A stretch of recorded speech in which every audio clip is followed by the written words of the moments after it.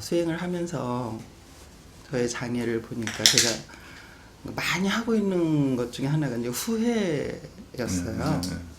근데 이제 뭐에 대해서 이렇게 후회를 많이 하는가 봤더니 그 후회의 대상이 말이었습니다. 이렇게 수행에 참가를 하게 되면 이렇게 스님께 인터뷰를 하고 제가 뭔가를 배워가야 되는데 말을 안 하고 가만히 있으면 소득이 없는 것이고, 그래서 이제 제가 이제 질문을 많이 하고자 노력을 하는데, 질문을 하고 나면 그 다음에 후회가 따라왔어요. 아, 이 말을 하면 좋았을 걸. 아, 이 말은 뺐으면 좋았을 걸. 이런 후회인데 질문뿐만이 아니라 제가 이렇게 반주를 하다 보니까 그러니까 평소에도 그 말에 대한 후회가 많았다라는 거를 이제 어제 알게 됐거든요. 그래서 대상은, 그러니까 저한테 일어난 장애는 화가 많고 그 화의 대상은 말을 하는 거에 있었구나. 근데 그러면 그 집착의 원인이 무엇인지를 보라고 하셨는데, 그럼 나는 왜 이렇게 집착을 하고 있는가 말에 대해서. 그래서 이제 쭉 반주를 하다 보니까 이렇게 불쑥불쑥 그 후회가 많이 일어났었어요. 근데 그 후회를 보는 게 겁이 나서 그 후회스러웠던 그 장면을 보는 게 겁이 나서 그냥 호흡으로 도망치듯 이렇게 처음엔 왔었거든요.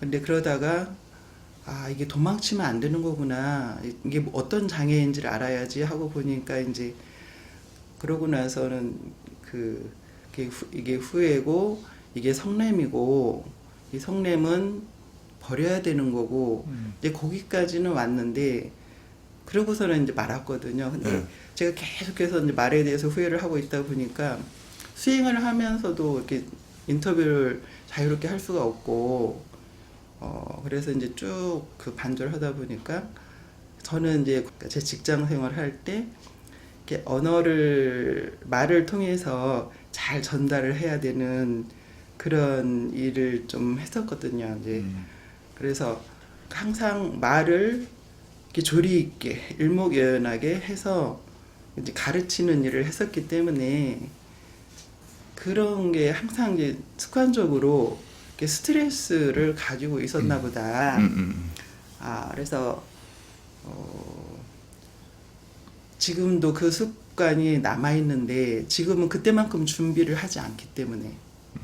그러니까 그 당시에는 내가 최선을 다해서 준비를 해서 이렇게 전달을 하고 가르치고 이걸 했는데 지금은 이제 그럴 필요가 없어졌죠. 그렇죠. 이건 뭐 직업도 아니고 뭐 그냥 그러다 보니까 그런데도 그 뒤에 오는 것들은 항상 이렇게 했으면 좋았을 걸, 저렇게 했으면 좋았을 걸 하고 하는 후회를 많이 하는구나. 그게 그 집착에 붙어 있었던 것보다는 반조를 했고요.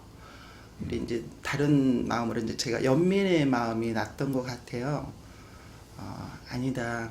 너는 그 당시에는 네가 최선을 다해서 그거를 했기 때문에 지금에 와서 그걸 후회할 필요가 없고, 그거를 네가 그 당시에 그만큼 최선을 다했으니까 지금 당당하게 마음을 가져라. 이런 마음이 저한테 일어났습니다. 그래서 이제 제가 그럼 앞으로도 이게 금방 고쳐질 것 같지는 않은데 어떻게 극복을 할 것이냐.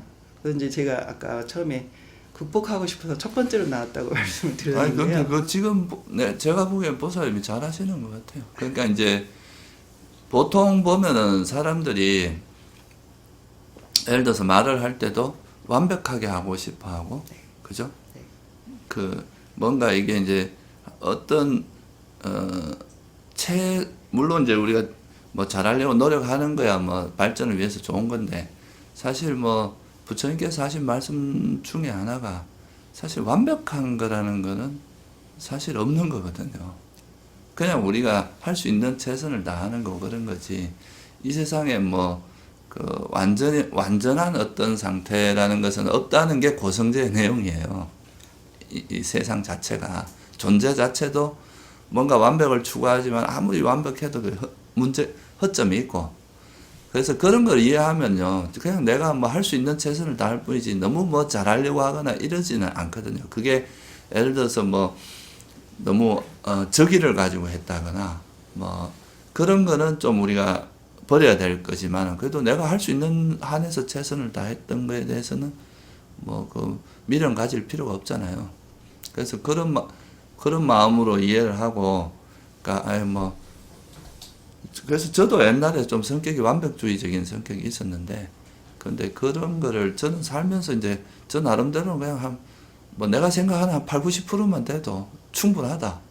개인적으로만 그 정도로 생각해요. 그러니까 어느 정도 여지를 두면은 그것이 완벽한 내가 선택을 하지 않더라도, 완벽한 뭔가를 하지 않더라도 그거를 자기가 그에 따르는 책임은 뭐 내가 지고 좀 부족하면 또 남한테 욕 좀 먹고 뭐 그러면 되는 거니까, 그렇게 생각을 하면 별 것이 아닌데, 그거를 너무 완벽하게 하려고 하고 남들에게 조금 더 허점을 안 잡, 이러면은 너무 고단한 삶이 돼요. 그래서 보살님도 뭐 아까 말했듯이 내가 했던 거에 대해서 그냥 난 나름 최선을 다했으니까 거기에 대해서 더 이상 미련 가질 필요가 없어요. 그리고 이미 다 지나간 일이고, 지금 와서 후회한다고 달라지는 것도 아무것도 없어요. 그냥 앞으로 이제 그런 거에 대해서 너무 신경 안 쓰는 게 좋고, 그걸 이제 제가 말씀드린 그런 그 번뇌 구조를 가지고 내가 좀 풀어주면은, 이제 보살님이 후회를 하는 거기는 기본적으로 이제 말을 완벽하게 하고 싶은 욕심이 있겠죠, 그죠? 그러니까 내가 뭔가 완벽하게 하려고 하는 그런 욕망이나 열망이 있으니까 그거에 대한 후회가 있을 거 아니에요, 그죠? 근데 그 완벽하게 하려고 하는 거에서 완벽하다는 거는 사실은 없는 거거든요. 부처님께서 이 세상에 있는 모든 것은 다 그 괴로움의 속성이 있다. 이 말은 이제 여러 가지 측면이 있는데, 그걸 어떤 측면에서 보면 완벽하지 않다는 의미도 있어요. 그것 자체가, 존재 자체가 뭐 변할 수밖에 없고 좀 영향을 받을 수밖에 없대. 그게 완벽한 어떤 상태로 있을 수 없으니까 그게 이제 괴로움의 요소라고 이야기하는 거잖아요. 그래서 사실은 사람들이 완벽할 수 없는 것을 완벽하고자 추구하는 게 많아요. 대부분의 사람들이 그래. 그래서 뭐 전지전능한 존재가 되고 싶고, 뭐 그러니까 뭔가 신은 완벽하다고 생각하니까 신과 같은 존재가 되고 싶고 이렇게 생각하는데, 사실 인생에서 그런 건 없어요. 다 환상이지.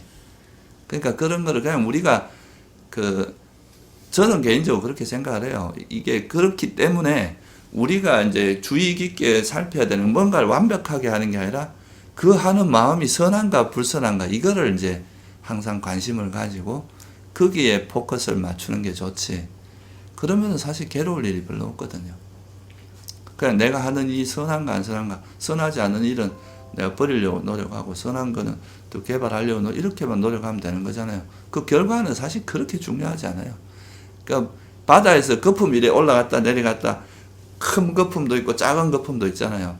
근데 큰 거품이 작은 거품 보고 내가 더 잘났다 이러지는 않잖아요.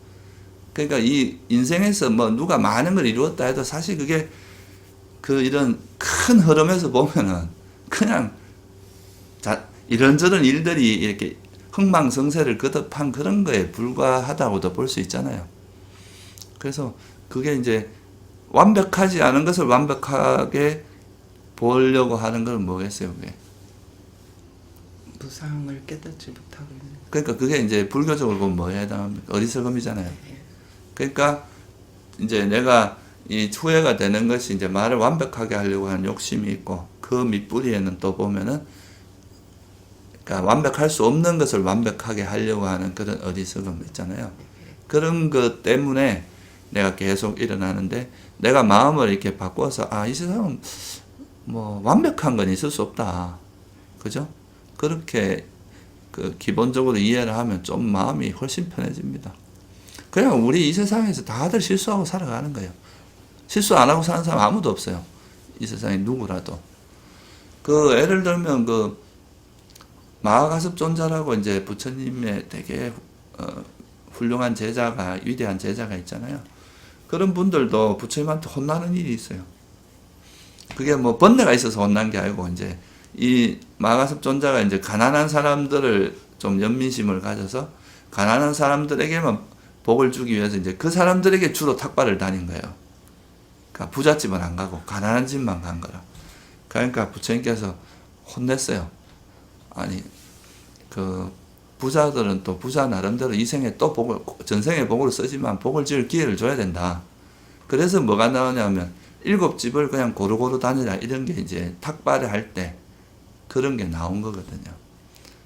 그러니까 뭐 그런 사람들도 이제 다른 사람들이 봤을 때는 뭐 조금 아쉬운 그런 행동들이 나오잖아요. 부처님 같은 분이 봤을 때. 그러니까 사실 우리가 살면서 뭐 하나도 허점 없이 산다는 건 환상이지 실제로는 그래 되지 않아요.